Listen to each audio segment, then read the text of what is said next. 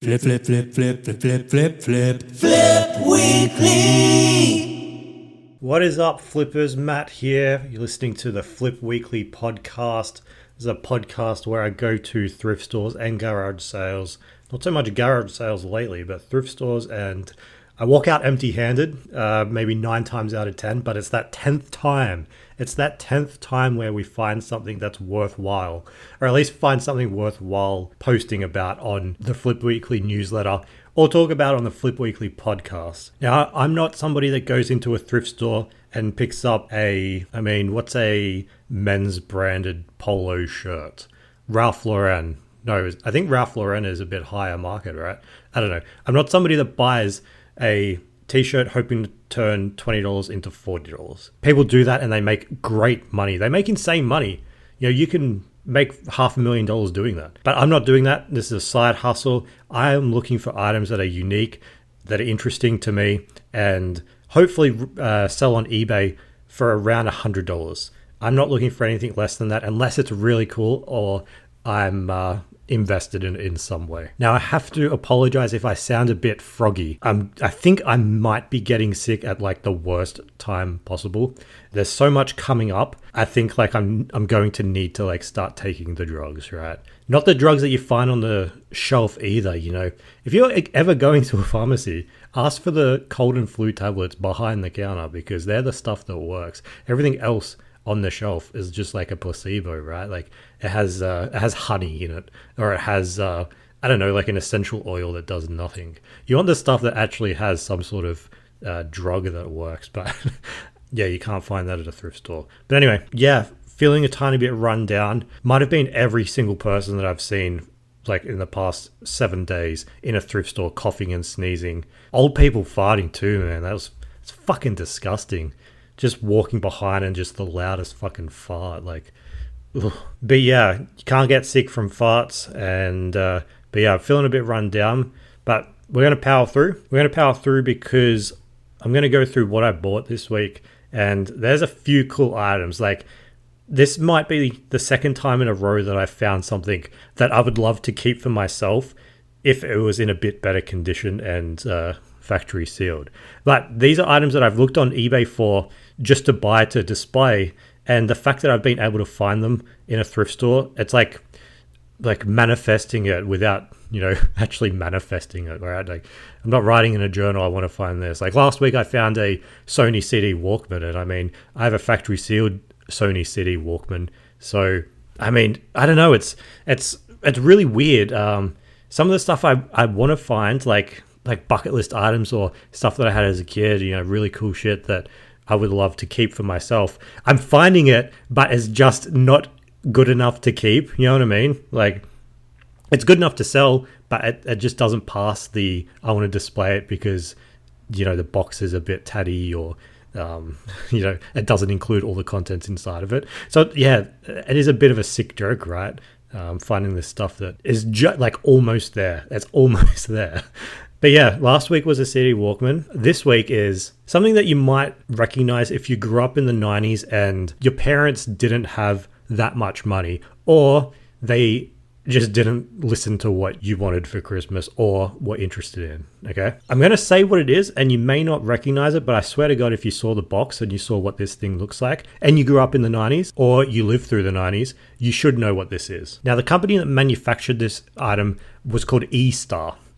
Not Easter, E-Star, E-Star. Sort of like an iPhone, but it's E-Star. So not really like an iPhone. And it's a electronic device, handheld. Think a poor man's Game Boy. No, think of a poor man's Game Boy, but then like a poorer version of that. It's called a brick game. This model number is E-23. It would mean nothing to you, but it was basically a handheld portable gaming device, and you played one game on it. You played Tetris. Not even real Tetris. This is like knockoff Tetris. But I swear, like, everyone had this game. I remember sitting at home in the house that I grew up in, pulling this from a shelf and playing this game. You know, it has a sound to it. You know, the blocks come down, you go left, right, you try and get a straight line at the bottom or whatever to make the blocks disappear. I mean, everyone knows Tetris, right? Everyone knows Tetris. So I found this fully in the box for $5. When I got to the counter to pay for it, the old man was like, he seemed really disappointed. I think that he wanted to buy it himself. But yeah, I was able to get it. But if you go on the Flip Weekly newsletter, you'll be able to see a photo inside the box. It just has Brick Game on it. It has a couple of buttons, go left, right, rotate the blocks, turn the sound on, turn the sound off. Very simple, very straightforward. It was developed in the 90s, and the crazy thing is that this item, you would think looking at it that it was like a fucking 70s or 80s product, but this thing was developed at the same time as a Game Boy. When Mario Kart was developed, you have all these like sprites and animations on the screen looking amazing, and then at the same time you have the Brick Game, and all it does is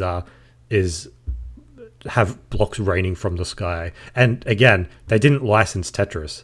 It's a knockoff version of Tetris. It is such a poor man's Game Boy. And yes, we did have it. I did play it. I don't know if we enjoyed it or if it was just something to do. I know back then, us kids got bored so easily. And I swear to God, as an adult, I don't think I've been bored in like 15 years, right? There's always something to do. I don't think I would have time to play Brick Game, E-Star's Brick Game, but it brings back memories. I sent a photo to my sister saying like, do you remember this game? And it was just like all caps reply being like, yes, buy it. So I picked it up, $5.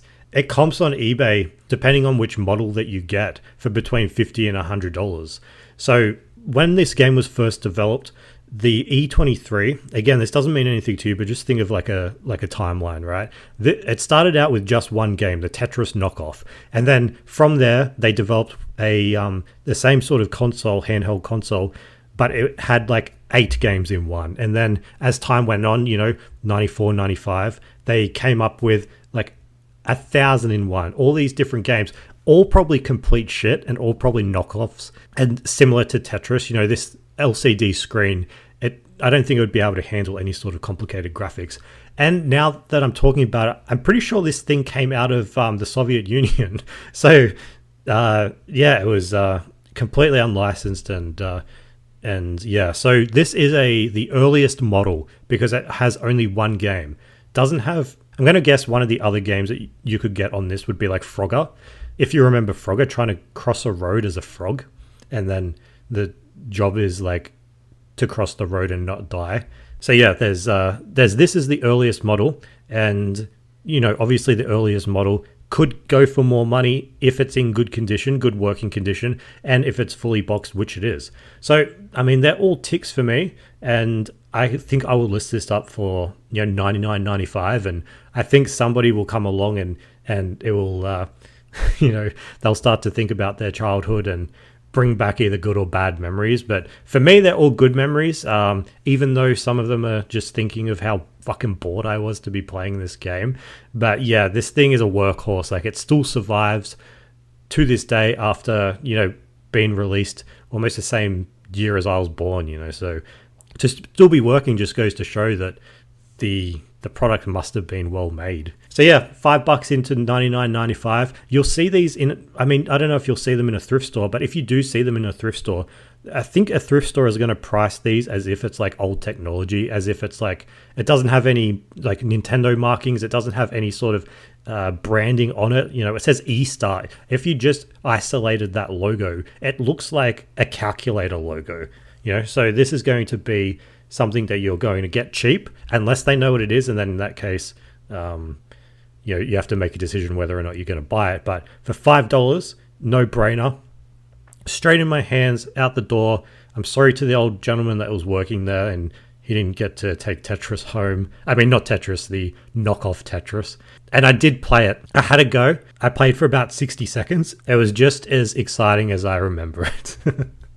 But yeah, that was a good buy, and I was really excited to find that. I've wanted one for a while, but just in a bit better condition. The next item is something that I sort of regret buying, even though it is going to find a home and it will sell for at least $100. But I paid up for it, man. Like, it was $35.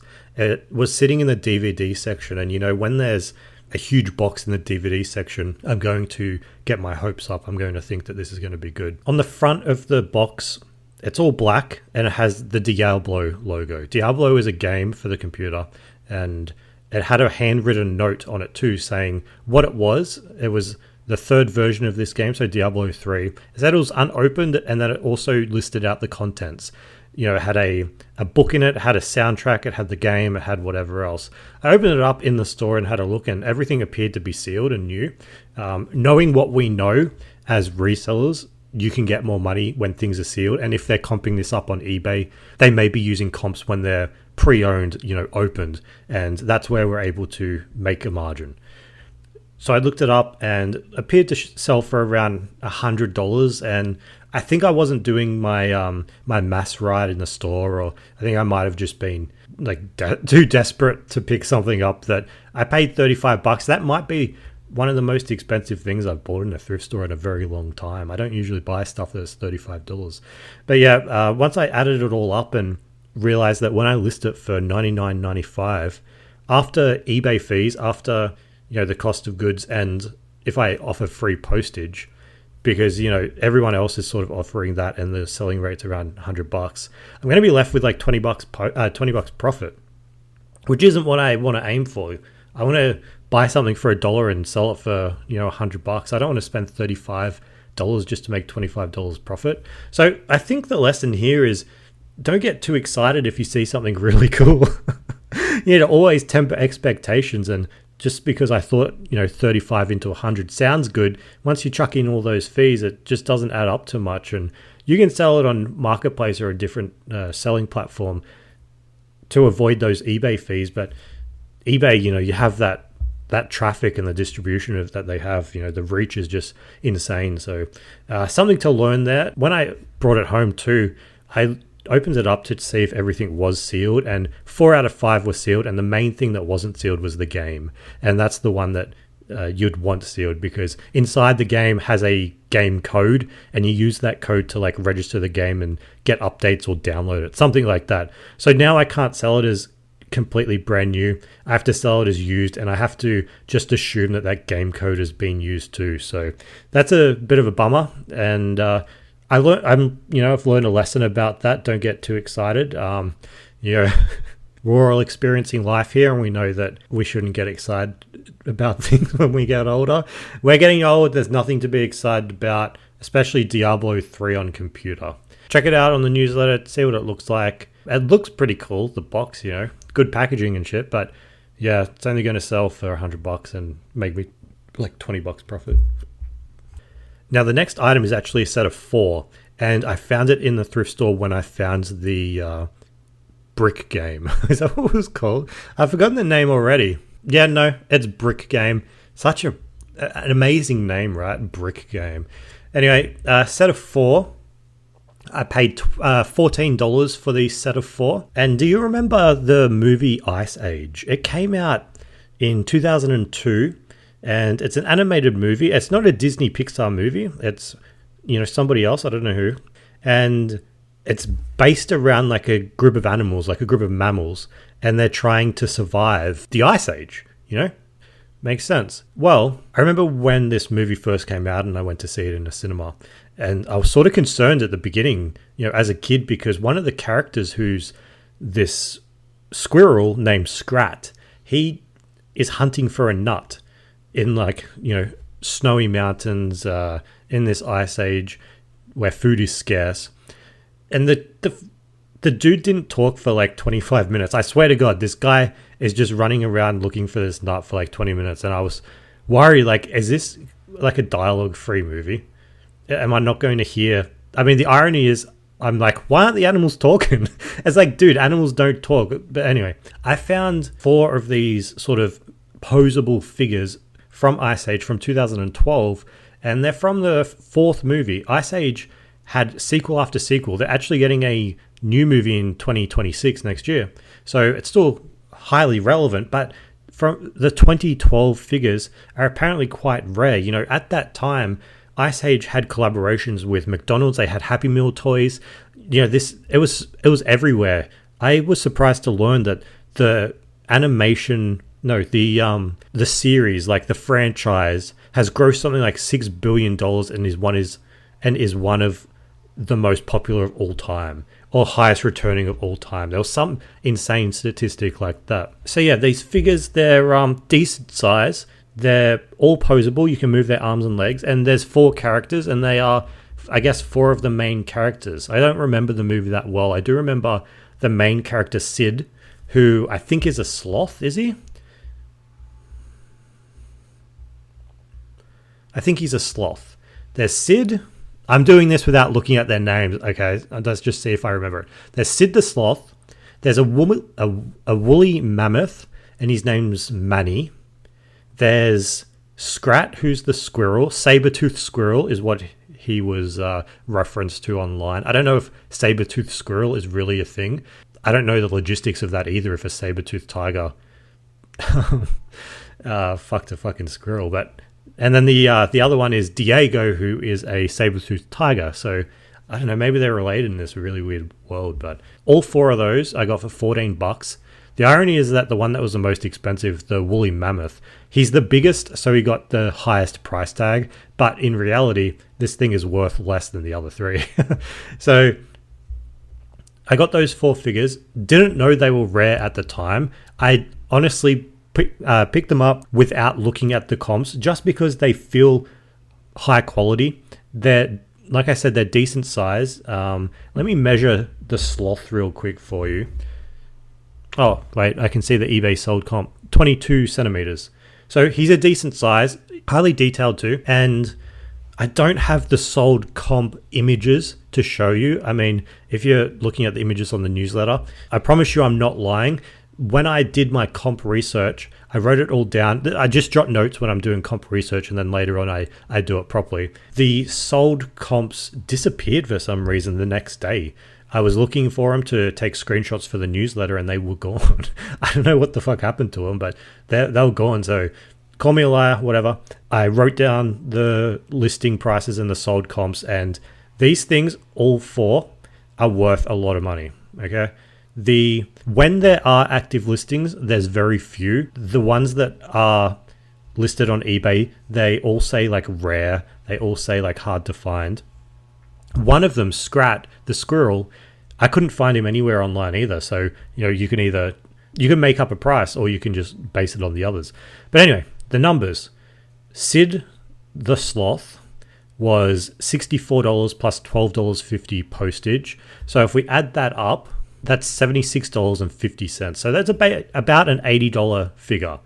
Diego, the saber-toothed tiger, was the exact same. I think this was all the one person's listings and sold comps. Manny the mammoth was $29 and $14.50 post. And then Scrat, you could just make up the same price as the other 2 from the beginning. So all of that combined, for the entire lot, that adds up to $270.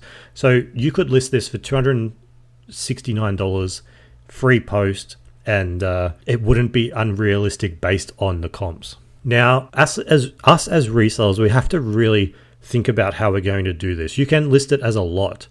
At the end of the day, it's 4 little action figures. I mean, not little, 4 decent size action figures for $269. And I think that's just a lot of money. And I like to pull the trigger on that. It's that is hard. We're in a cost of living crisis, and people can't afford to buy Easter eggs. I mean, I definitely can't. I worked out the other day, if I bought 5 Easter eggs for my family, it would be like $90.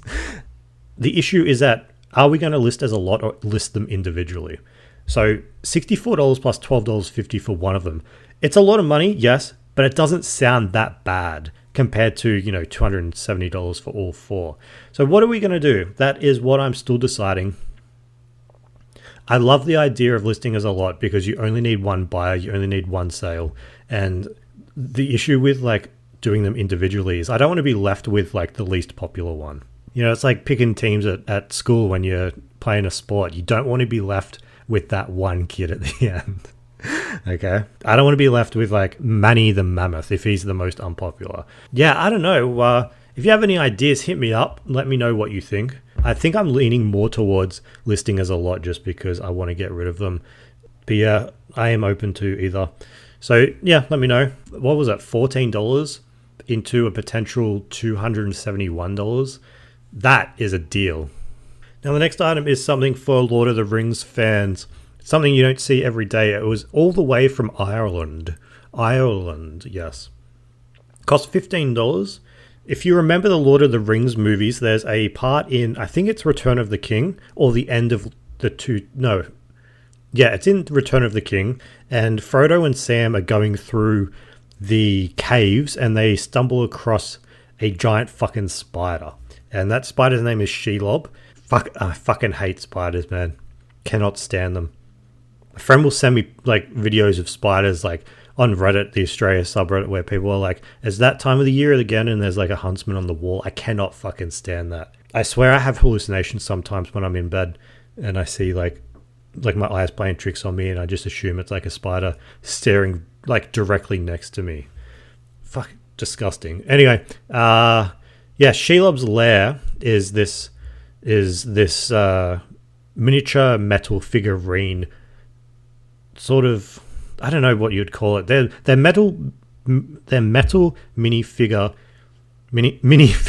Wait, let me start again. They're metal minifigures, and it's like this display of Shelob's lair where you build Shelob.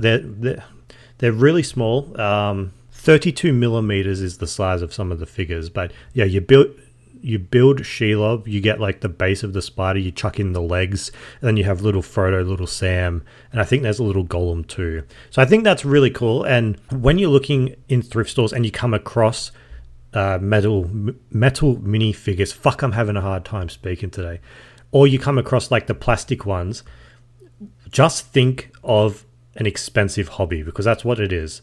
People buy these and they either paint them, they put them on display, and when it comes to a popular topic like Lord of the Rings, you know there's going to be a buyer. So just based on the artwork, I thought this was actually quite old, and it had like an order number on it too, and I was like, yeah, this doesn't look like something you'd buy in a shop here. So I bought it for $15, and when I got home, I could see that it's actually a company in Ireland called Mithril Miniatures.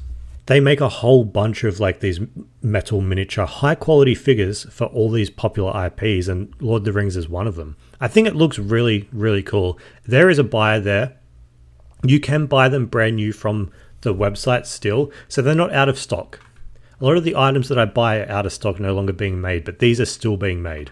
The issue though, if you're wanting to get this, is you're going to have to buy them from Ireland and have them shipped over here, and the pricing is in euros, and the Australian dollar is really weak. So they're €36.95.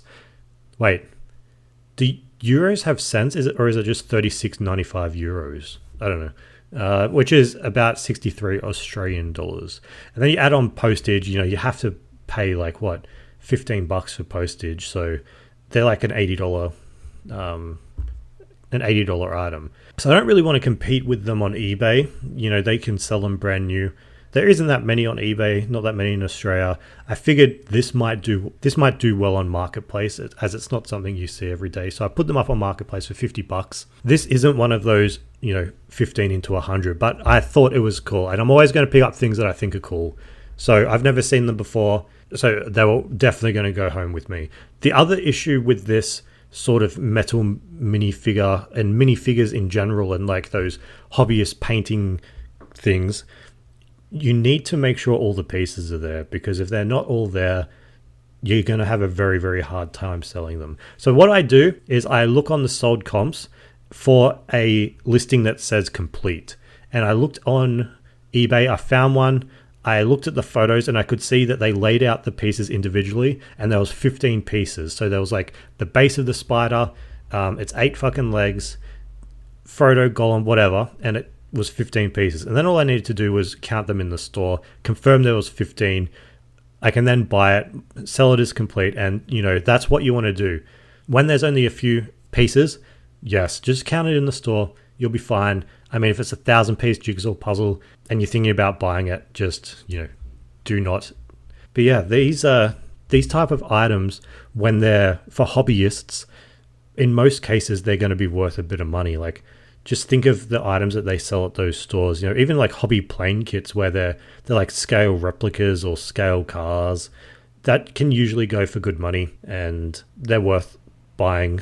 Like I can just picture going to a garage sale and there's a hobbyist clearing out his stuff, and if you find one of these items and you pay $5 for it, you're laughing, right? If they have more than one item, you're gonna make a bit of money. So yeah, keep an eye out for this. Lord of the Rings stuff in general, really good, really popular IP. Loved it growing up. I haven't watched it in so long, mostly because I'm like, no, now's not the right time. Like, there needs to be a perfect moment to watch it because it's such a great film. All three are amazing. If it came back to the cinema, I'd definitely go and see it. But yeah, one of the greatest trilogies ever made. I've just started watching Star Wars trilogy too, by the way. They're re-releasing the third one. The third one? The third one of the prequels. I think, yeah.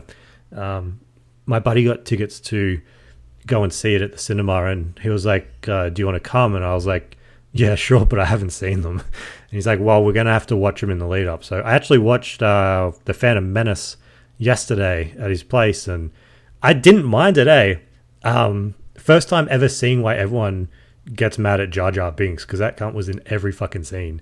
Don't know if that's as good as Lord of the Rings, but I mean, if you find Star Wars metal minifigures, if you find Lord of the Rings metal, I'm finding it so hard to speak, metal minifigures, pick them up and tag me in it because you will owe me. Now, the other day I created this video that I posted on Instagram. You can check it out there. If you've already seen it, you can skip this little segment here. But I just want to talk about things that you shouldn't be buying at Vinnie's, the Australian thrift store that seemingly likes to import products to sell and then put up out the front of their store no donations. Like, their donations are closed because they have no room left on the shelves, because they've, I'm guessing, tinfoil hat, brought in all of these books, all of these pieces of junk, just junk shit and rubbish that are filling up the floors so they can't take donations. There is a bit of a conspiracy here, okay? I want to talk about it just because it makes me like irrationally angry when I see that sign out the front saying they're not taking donations, and then they have all of this space dedicated to just items that nobody would want. And some of these things I've seen in thrift stores going all the way back to like November, and they're still there. Nobody's buying them. They just walk straight past them every single time. Some of us are experienced resellers, some of us are brand new, but I just want to talk about these items that you just need to glance over, like look straight past, because they're not worth picking up. If they don't sell in a thrift store, they're not going to sell anywhere else, okay? And these first items are just, I mean, this first item has really soured my opinion on not just the movie, but the brand. There's these Disney Pixar Lightyear books. They're like books and jigsaws and like this interactive electronic book. You know those books that you get? It's sort of like a read along, and on the right-hand side, there's like a panel of electronics. You press a button, it makes a sound. They go back like 10, 15 years, but this is a Lightyear book. You know that Disney movie that came out and everyone was excited about it because it was Lightyear. They thought it was like a standalone Buzz Lightyear movie, but it turned out it wasn't about Buzz Lightyear. It was based on the television show within the Toy Story universe about Buzz Lightyear, who, you know, isn't Tim Allen's character. It's a completely different character in an alternate universe too, not within the Toy Story universe. I don't know. I didn't see it. I think it got panned. I think it didn't do very well at the box office. I'm going to say it didn't do very well at the box office because seemingly all of their merchandise has been given to Vinnie's. I go into a Vinnie's and I see this Lightyear stuff and I get so... I don't know why it makes me so angry, but I see it fucking everywhere, man. And there's two scenarios here, okay? There's two things that either happened. The first is that Disney manufactured too many of these Lightyear products, thinking that the movie was going to be bigger than what it was, and then when it flopped and nobody saw the movie, nobody bought the merchandise, they've just given the merchandise away to Vinnie's to sell for free. Okay, that's the first scenario. The second scenario is that Vinnie's was able to get this merch really, really cheap, thinking that it was going to be a big movie, so they bought it, they imported it, and they've put it up for sale. So there's the two scenarios. I remember seeing this come out maybe in November last year. I remember walking into my local and seeing just like a huge fucking pallet of Lightyear books.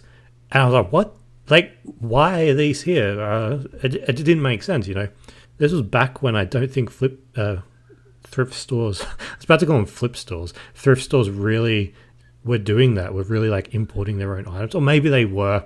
I don't know. You know what? They probably were. So out of those two scenarios, what do I think is more likely? I don't know if Disney would give away unsold merchandise, because you just think of your local bakery or your local bakery chain, like a donut shop, or I mean, that's the only thing I can think of. Like your local donut shop, okay? They have all these beautiful donuts in the store, and when they don't sell at the end of the day, this hypothetical donut store chucks them all away. I don't know. I'm not going to name names. I don't really know any names, but you hear about it all the time, right? Like they just throw out donuts. I say they, but I can't think of any brands. I mean, I don't know. You hear about it all the time, right? And the reason they do this is because if they give away their donuts for free, the perceived value of the donuts is reduced, right? Because the product that's supposed to be like this high quality sort of luxury baked good is now seen as a free item. So they throw them away. And that's what I think Disney would do. I don't think they would give all of their items to a thrift store just to sit there, because, like I said, the perceived value of this movie, of this Lightyear brand, to me personally, has diminished just because I see it here all the time. So I think they wouldn't do that. I think what most likely would have happened would be that Vinnie's thought the movie was going to be big. They bought all of this product just before Christmas time, just before a Christmas rush. They put them in all the stores thinking, this is going to be the hot movie. This is going to like run out of the shelves, and it didn't happen. So now they're left, in April of this year with still all of this like Lightyear merchandise that's just sitting there collecting dust. So you go into your local thrift store, in your local Vinnie's, I think you're going to find Lightyear merchandise. I see it in every single Vinnie's that I go into, and every time I see it, I just shake my head. It's taking up floor stock where all my bargains are supposed to be. If they're in the book section, like, bring in more books, like take more donations so I can siphon through those books and find value. These Lightyear books, anything that Vinnie's is seemingly importing, or if there's like 50 of the item, chances are it's going to be junk and you're not going to want to pick it up, because it's just like dead stock that nobody wants. And the fact that it's still there in April is a testament that nobody wants it. The next item is something that a new reseller could get fooled by. All of these photos, by the way, are in the newsletter if you want accompanying photos, because you'll be able to see what I'm talking about. But the next thing that is always in a Vinnie's is like these replica slash knockoff products. So there's these Xbox One controllers, like a video game controller, and they have the packaging that looks similar to an official Xbox controller.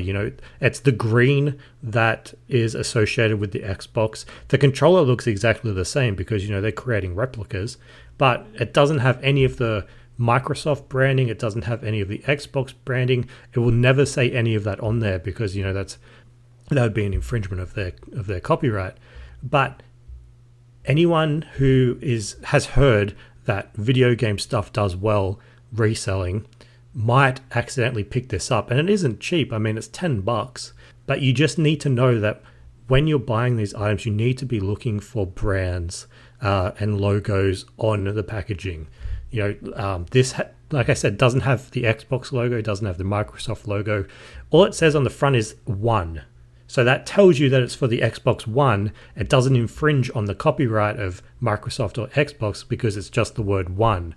That's how they get away with it. If you bought that and then tried to sell it on eBay and you said that it was a Microsoft Xbox One controller, you probably get your account flagged for copyright infringement, and the listing would come down and you'd be shit out of luck, So best to avoid that sort of stuff. And I mean, you want to be looking for the brand logos. Like, you wouldn't buy a vacuum cleaner that just had the word V8 on it thinking it was a Dyson V8, would you? You'd want to look to see if you can find the word Dyson on it, because the company wants their branding all over the packaging. They're not going to just say V8 and not say like Dyson, or hype up their brands like Dyson are the best, except, when they're not. But yeah, speaking of brands, the other one is Vinny's likes to sell items that aren't technically infringing copyrights, but they're very, very close. Like, they're selling this plumber cosplay outfit costume.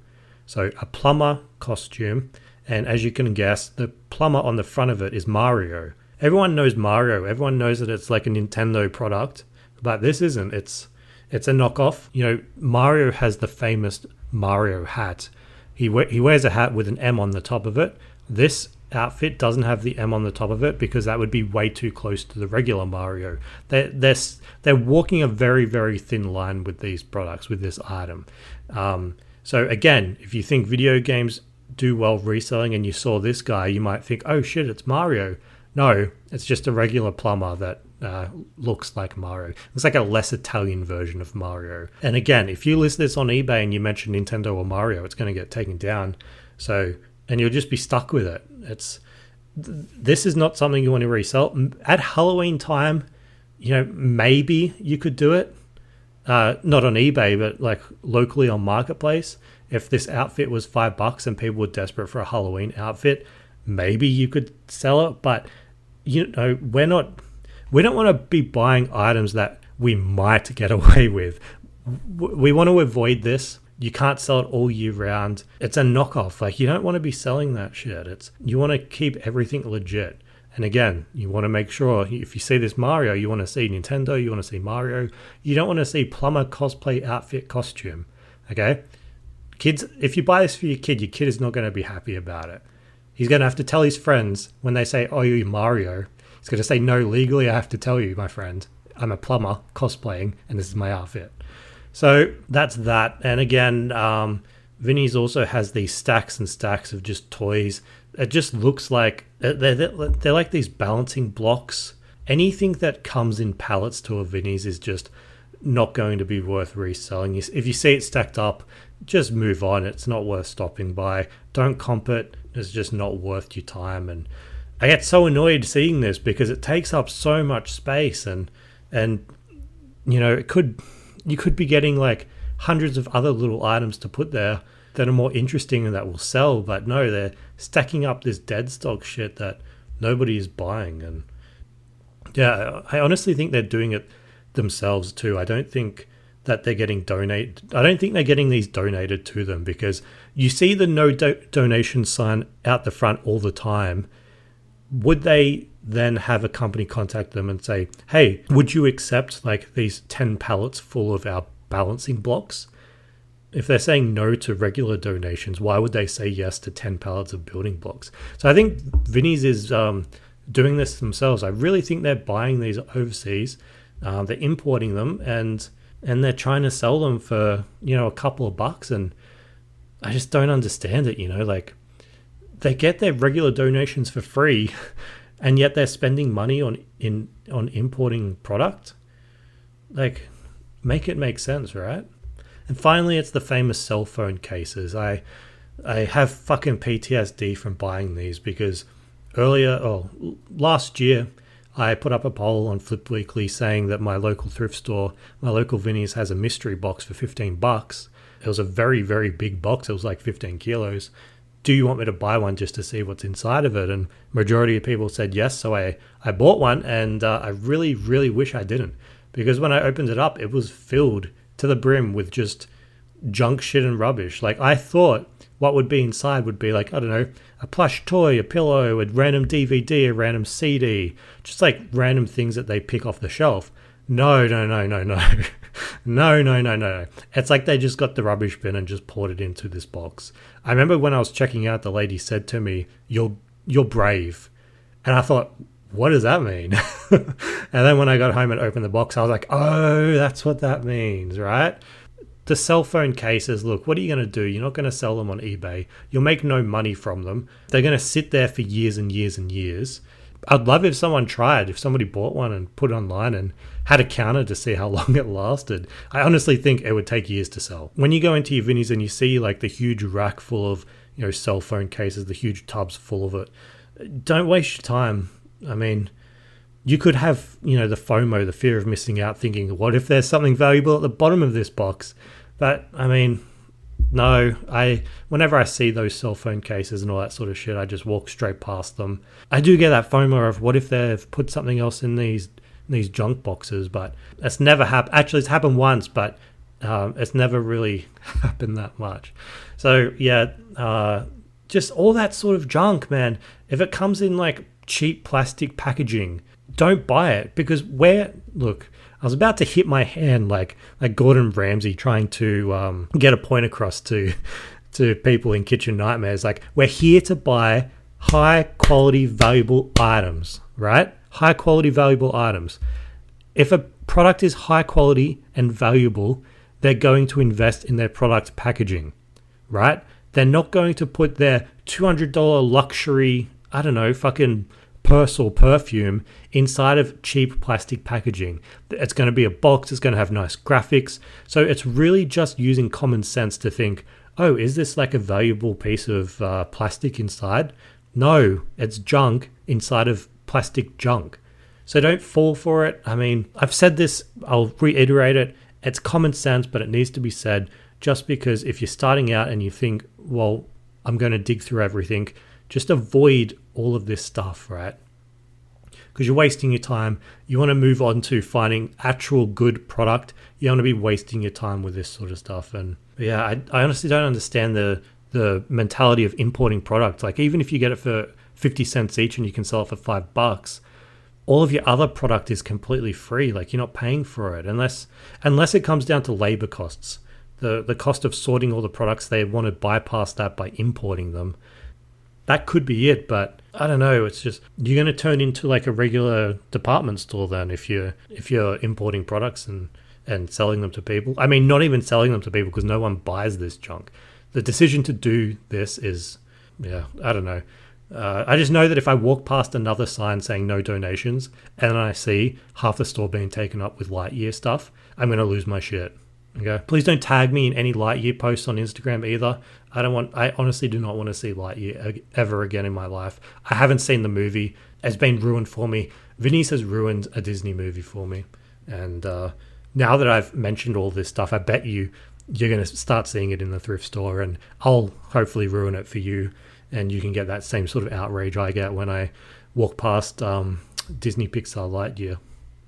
Now let's get into what I sold this week, and the first item was off to a country that I've never shipped to before, and I don't know that much about. It's off to Hungary. The person has paid close to $100 for what looks to me like a McDonald's toy. Whenever I see an item sell for an amount like this, and then I look at it and I think, who would pay a total of $97.48 for a plush toy of a character from a show that bears the name The Regular Show or Regular Show? The character is like this meerkat, or I don't even know what he is. He looks like what are those animals called that have like the striped tails? I'm going to look like a fucking idiot when I look this up, but bear with me and I'm going to tell you what he is. Not a meerkat. What is he? What is he? A raccoon. He's a short anthropomorphic fucking hell. He's a brown raccoon. He's a brown raccoon. He's off to Hungary. Somebody paid $97 for him. He's dressed in a basketball outfit. I don't know why. I don't know anything anymore. Anyway, this show, it ran for a couple of seasons. I mean, it ran for 8 seasons, which isn't that short for an animated show. But the comps for basically everything Regular Show. Remember, Regular Show is the name of this show. Can get confusing, but Regular Show ran for 8 seasons, ran on Cartoon Network, and yeah, everything seems to go for a lot of money. If you find the complete series of the show, it goes for $250. for 8 seasons of a TV show. And I think it all is all in one disc too, or one case. It's not each individual DVD. It's like the complete series just in a DVD. There's also plushes of this with the tags going for $155. There's a backpack going for $100. And if you check it out, if you just Google regular show and check out some of the characters on it, it has its sort of distinctive animation style, a distinctive cartoon style that if you find it in the wild, you'd be able to pick it up and know what it is.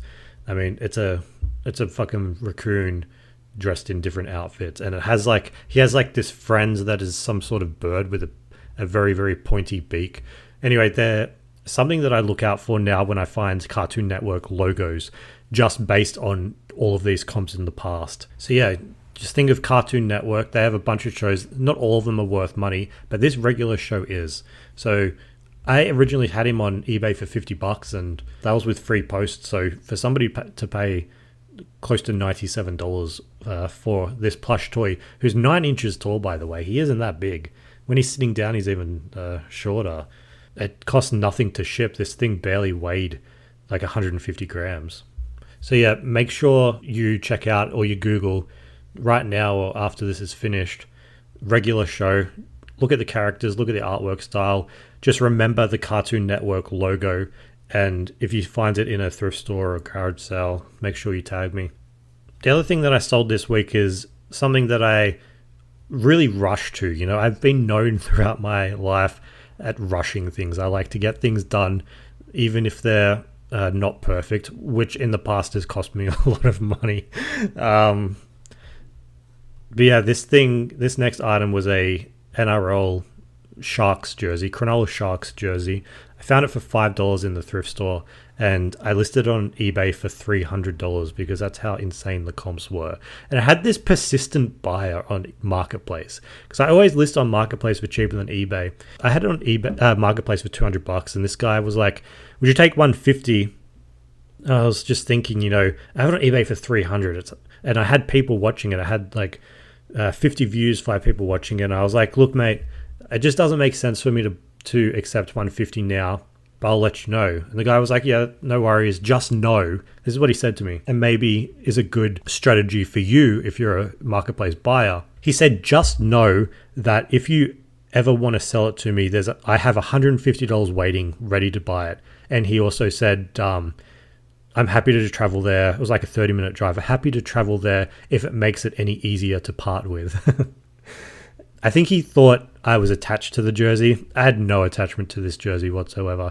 I just didn't want to sell it for half price. Now, the other thing about this jersey is that it's from 2001, so it's 24 years old. There weren't actually any active or sold comps for this thing. If you go back to the Flip Weekly newsletter and go to issue number 53, you'll be able to see when I found this jersey, and I talk all about not being able to find comps, not knowing how to really list it. I was able to find archived Marketplace deals, shit like that. I think there was a sold comp for $200 I was able to dig up somewhere, and that was years ago. So I figured time has passed. There hasn't been any in the past 90 days on eBay. I can just shoot for the moon, ask for $300. Selling for $150 to this guy might not be the worst idea, because that might just be what it's worth. That just could be the market right now. It might not be worth $300. It might not have gone up in price. Could have gone down. It doesn't really matter. I reached back out to the guy maybe a week or two later. In that time frame, he had also sent me other messages saying, "Do you want to part with it? How's it going?" Just keeping in touch, being very friendly. And every single time I was like, no, not yet. And then I reached out to him. I think it must have been, it was on a weekend. And I think I just wanted some cash in my wallet so I could go out. And the guy's like, when I asked him if he can come any closer to 2, he said he'll go to 160. And I was like, fuck it, let's do it. So the guy came out, paid me for the jersey, had a good chat. And yeah, I mean, I guess that is what the jersey was worth, because that's what it sold for. I didn't sell it beforehand. Nobody snapped it off on eBay for $300. So, that's what the market says, and we have to trust the market. Speaking of clothes, the next item is It's a Bundaberg rum t-shirt that I found in a Vinnie's for like $10, and it's sold for $65. But here's what I don't understand. I don't know this. Man, that was a really bad understand. I really don't understand why everything Bundaberg rum that I pick up sells. I don't know who is buying this shit. I love myself, some booze, but you would not catch me dead. You would not catch me dead wearing the logo of the stuff that I drink on my shirt or on any piece of clothing. I don't know. It's not for me. I'm not judging. I'm not judging whatsoever. I'm just saying I don't understand it. Am I going to wear a Corona hat? Am I going to put on a button-up t-shirt with Woodford Reserve bourbon written all over it? It just seems a bit unusual. This t-shirt though, it was vintage. It was single stitch. It was it sort of looked like a Hawaiian shirt, but instead of Hawaiian flowers, it was like the Bundaberg rum bear. But dude, these alcohol branded merchandise does so well, especially Bundaberg rum. I've sold so much Bundaberg rum stuff that isn't Bundaberg rum that I would need a fucking liquor license soon if I keep going. This t-shirt was one of the many items of Bundaberg rum that I found. I found this bottle holder from Savers one time, and it was, you put your bottle on it, and it looks like the bear's laying on his back holding the bottle. Sold instantly on Marketplace. This stuff just goes off. I know, VB goes off too. Any of these popular drink types, Jack Daniels, I'm sure. I found a Jack Daniels poker set in the thrift store the other day, and I didn't buy it, but I looked up comps, and this stuff goes crazy, man. There's active and sold listings in, leading towards $100, and people are buying this stuff, I guess, for bars and shit. But yeah, this t-shirt, if you want to check it out, flipweekly.com, check it out. But yeah, if you find Bundaberg rum stuff, I would say buy it. You might not get a 1 into $100, but you're going to get, like this 10 into 65. And it's just for a shirt, Shirts are so easy to pack and ship too. And they're out the door, $10, whatever. And yeah, I mean, if I find something cool, Bundaberg rum, I'll buy it. I'll be shaking my head in disbelief whenever it sells. I don't know who's buying this, but yeah. The next two items are Pokemon, and Pokemon just goes crazy. If you see a Pokemon, buy a Pokemon. This there's always going to be a market for it, and I talked about. This was so recent that I talked about it on the podcast. I found this card holder. It had Eevee on the front, Pokemon on the front, and it's just a place where you put your cards. And I found it for $2. I guess the thrift store people just thought this is an empty card holder. They probably saw it, opened it up, saw no cards were in it, and assumed it was worthless. But it wasn't worthless because it was made in 2016. It's no longer in print. So this is sort of it's a rare out of print card holder. And Eevee's one of the most popular Pokemon, I think. It's sort of changed. When I was a kid, it was... who was it? Charizard, Pikachu. People liked Squirtle and Bulbasaur and all of those. But yeah, now it's Eevee. I don't know why. Eevee's cute, but it's like a little dog. Like a dog wolf thing, yeah. But yeah, Eevee was on the front. It sold for $50. Bought it for $2. And this is just something quickly I want to talk about and I've talked about it before, I think, but the vessels of carrying valuable items. So this is a vessel of carrying Pokemon cards, and Pokemon cards can be worth a lot of money. So this is just the item that carries the valuable item. So think of old cases for portable gaming systems like Nintendo's, or think of even empty makeup bags for luxurious brands, or wine bottle bags, wine bottle ice bucket bags that feature Moe logos. Moe, an expensive bottle of wine, Moe and Shandon. They're all valuable by themselves, but they appear to be nothing because they're technically empty. You know what I mean?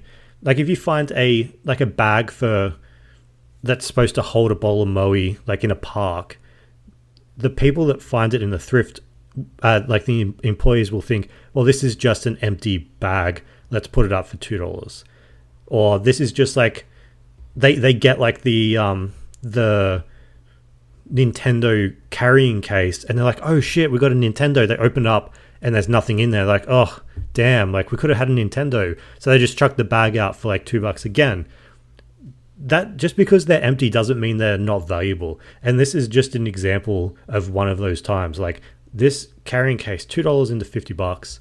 So I would just think if you find like an empty, I mean, I don't know how else to describe it rather than like an item that is usually filled that has a valuable item. If it's empty, but it still has that connection to the valuable item, then you're going to want to buy it. Like I found in a thrift store this, the example I used earlier, the Moe and Shandon collapsible ice bucket. It's like this portable thing.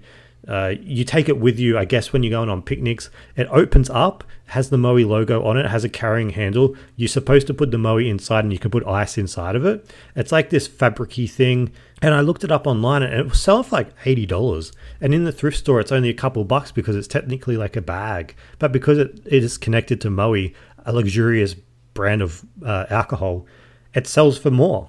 And, you know, that's what you just got to think of, you know. Yeah.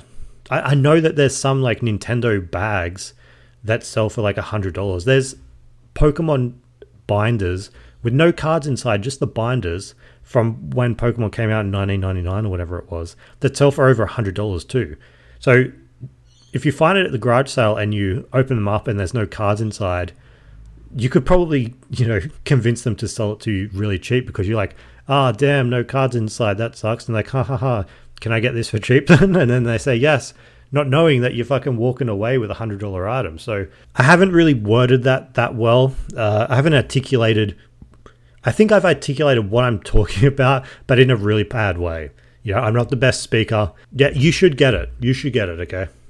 So yes, that's what I sold. You need to be keeping your eye out for those things, you know, empty bags, empty binders, empty anything that's connected to having another purpose, carrying something valuable.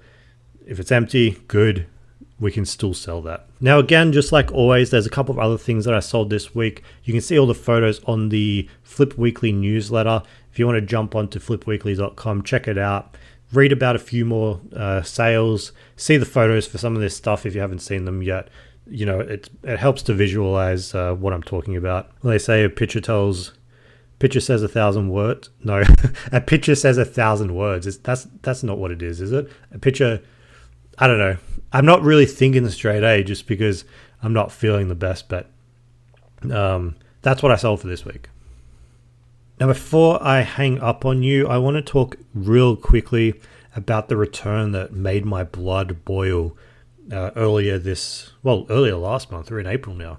On the 12th of March, that's when it happened. It was the pack of Pokemon cards that I sold, a $500 pack, $19.99 Pokemon cards. This is a lot of Pokemon, but I swear I don't sell that much Pokemon. The guy you know the story. If you don't know the story, go back and listen to the podcast or read the newsletter. The guy was basically trying to scam me, and he opened a return request on the 12th of March. We went through a back and forth. There's some interesting conversations there. The guy has until the 4th of April to return them to me, or the dispute is closed and returned in my favor. And as of today, which is the 2nd of April, this will come out on the 3rd of April, the return has yet to be initiated. So I've bought the label, but this guy has not put it in the post. So I'm thinking that the, not the threats, but the, how do I make it sound like I wasn't willing to like fuck this guy so bad? Telling him that I was going to take this further because I thought it was fraudulent behavior has scared him into submission, and he hasn't initiated the return. So he has until the 4th. I don't think he's going to do it if he hasn't done it by now. You know, he requested it on the 12th of March. That was, you know, almost a month ago by now. So he has until Friday to put this in the mail. Otherwise, it's going to be like found in my favor, which is amazing news. It's amazing news because this guy really, really made me angry, man. Like I wasn't going to drive to his house, but I was like, fucking daydreaming about it. You know what I mean? But yeah, really happy about that. I will be happier once the 4th of April has been and gone because, you know, he can still give me that fucking surprise tomorrow or the next day. I don't think he will, but pray for me, right? Like, yeah, so that's really good news. I'm happy about that. It's still a shame that he ripped open the pack. I thought they would be sealed till the end of time. But he opened them up, and I don't have to go through jumping all through all the hoops of refunding $500 or refunding $250. But if you haven't read the conversation between me and him, it's worth reading just to see how full of shit this guy is. So go back and read that. Let me know what you think. As always, you can hit me up on social media, Instagram, YouTube, Facebook. I downloaded TikTok the other day because I thought I'd post some videos there, and I posted like 8 videos at one time, which apparently you shouldn't do. And I got like 0 views on every single one of them. So I'm like, I don't know how to TikTok. And I think that's like the most fucking old man thing I have ever said. I don't know how to TikTok. So yeah, hit me up on all those socials. If you haven't subscribed yet, subscribe. I don't think I've got a single review of the podcast. I'd love a review, right? A good review. Yeah, hopefully you have some luck in the thrift. Hopefully you have some luck in the garage sales on Saturday. I don't know how I'm going to be feeling on Saturday if I'm passed out by then from whatever I'm coming down with. I'll definitely be getting some drugs. But yeah, hopefully we can hit up the garage sales. Next week's issue is going to be fucking massive. It's going to be fucking massive. I can tell you that now. And I have a few things planned for like something that's going to be a month in advance, and I'm really excited for it. So yeah, thanks again for listening. This has been Matt at Flip Weekly. I'll see you again next week, and thanks for listening again. Flip, flip, flip, flip, flip, flip, flip, flip, flip.